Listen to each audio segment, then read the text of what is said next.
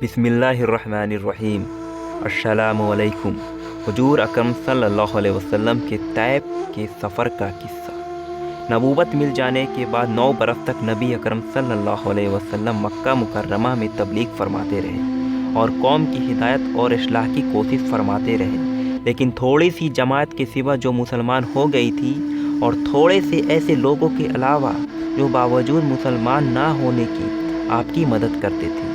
अक्सर कुफ़ार मक्का आपको और आपके सहाबा रज़ी अल्लाह ताला अन्हों को हर तरह की तकलीफ़ें पहुंचाते थे, मजाक उड़ाते थे और जो हो सकता था उससे दरगुजर ना करते थे। हुजूर सल्लल्लाहु अलैहि वसल्लम के चचा अबू तालिब भी उन्हीं नेक दिल लोगों में थे जो बावजूद मुसलमान ना होने के हुजूर सल्लल्लाहु अलैहि वसल्लम की हर किस्म की मदद फरमाते थे। 10वें साल में जब अबू तालिब का भी इंतकाल हो गया तो काफिरों को और भी हर तरह खुले मुहार इस्लाम से रोकने और मुसलमानों को तकलीफ़ पहुंचाने का मौका मिला। हुजूर अक़दस सल्लल्लाहु अलैहि वसल्लम इस ख्याल से तैफ तशरीफ़ ले गए कि वहाँ कबीला शकीफ़ की बड़ी जमात है।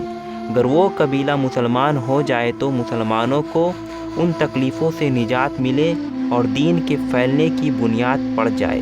वहाँ पहुंचकर कबीला के 3 सरदारों से जो बड़े दर्जे के समझे जाते थे गुफ्तगू फरमाई और अल्लाह के दीन की तरफ बुलाया और अल्लाह के रसूल की यानी अपनी मदद की तरफ मुतवज्जे किया।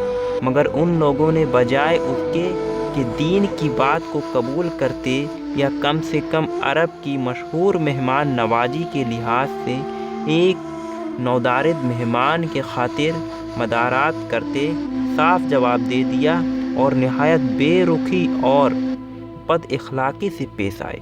उन लोगों ने ये भी गवारा ना किया कि आप यहाँ क़याम फरमा लें। जिन लोगों को सरदार समझकर बात की थी कि वो शरीफ होंगे और मजहब गुफ्तगू करेंगे, उनमें से एक शख्स बोला कि ओहो, आप ही को अल्लाह ने नबी बनाकर भेजा है। दूसरा बोला कि अल्लाह को तुम्हारे सिवा कोई और मिलता ही नहीं था जिसको रसूल बनाकर भेजते। तीसरे ने कहा तुझसे बात करना नहीं चाहता इसलिए कि अगर तू वाकई नबी है जैसा कि दावा है तो तेरी बात से इनकार कर देना मुसीबत से खाली नहीं, और अगर झूठ है तो मैं ऐसे शख्स से बात करना नहीं चाहता। उसके बाद उन लोगों से नाउम्मीद होकर हुजूर सल्लल्लाहु अलैहि वसल्लम और लोगों से बात करने का इरादा फरमाया कि आप तो हिम्मत और इस्तक़लाल के पहाड़ थे।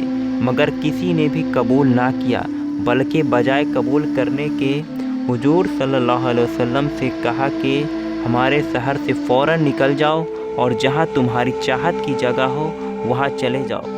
हुजूर सल्लल्लाहु अलैहि वसल्लम जब उनसे बिल्कुल मायूस होकर वापस होने लगे तो उन लोगों ने शहर के लड़कों को पीछे लगा दिया कि आपका मजाक उड़ाए, तालियां पीटे, पत्थर मारे, हत्ता कि आप सल्लल्लाहु अलैहि वसल्लम के दोनों जूते खून के जारी होने से रंगीन हो गए।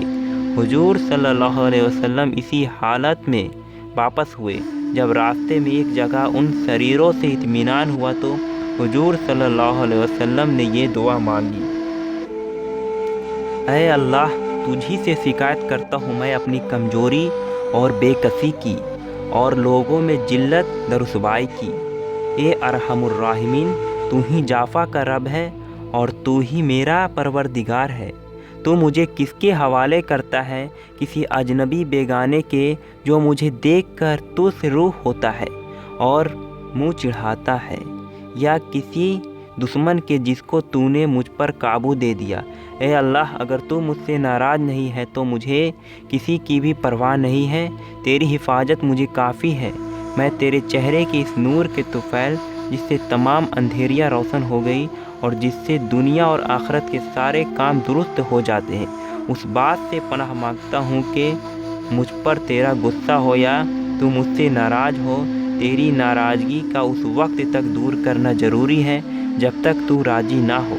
ना तेरे सिवा कोई ताकत है ना क़ुव्वत। मालिकुल मुल्क की शान कहारी को इस पर जोश आना ही था कि हज़रत जिब्राइल अलैहिस्सलाम ने आकर सलाम किया और अर्ज़ किया कि अल्लाह ताला ने آپ کی قوم کی وہ گفتگو جو آپ سے ہوئی سنی اور ان کے جوابات سنے، اور ایک فرشتے کو جس کے متعلق پہاڑوں کی خدمت ہے آپ کے پاس بھیجا ہے کہ آپ جو چاہے اس کو حکم دے۔ اس کے بعد اس فرشتے نے سلام کیا اور عرض کیا کہ جو ارشاد ہو میں اس کی تعمیل کروں، اگر ارشاد ہو تو دونوں جانب کے پہاڑوں کو ملا دوں جس سے یہ سب درمیان میں کچل جائے، یا اور جو سزا آپ تجویز فرمائے۔ حضور صلی اللہ علیہ وسلم کی رحیم و کریم ذات نے جواب دیا کہ میں اللہ سے اس کی امید رکھتا ہوں کہ اگر یہ مسلمان نہیں ہوئے تو ان کی اولاد میں سے ایسے لوگ پیدا ہوں جو اللہ کی پرستش کرے اور اس کی عبادت کرے۔ یہ ہے اخلاق اس کریم ذات کے جس کے ہم لوگ نام لیوا ہے کہ ہم ذرا سی تکلیف سے کسی کی معمولی سی گالی دینے سے ایسے بھڑک جاتے ہیں کہ پھر عمر بھر اس کا بدلہ نہیں اترتا، ظلم پر ظلم اس پر کرتے رہتے ہیں اور دعویٰ کرتے ہیں اپنے محمدی ہونے کا، نبی کے پیرو بننے کا۔ نبی کریم صلی اللہ علیہ وسلم اتنی سخت تکلیف اور مشقت اٹھانے کے باوجود نہ بد دعا فرماتے ہیں نہ کوئی بدلہ لیتے ہیں۔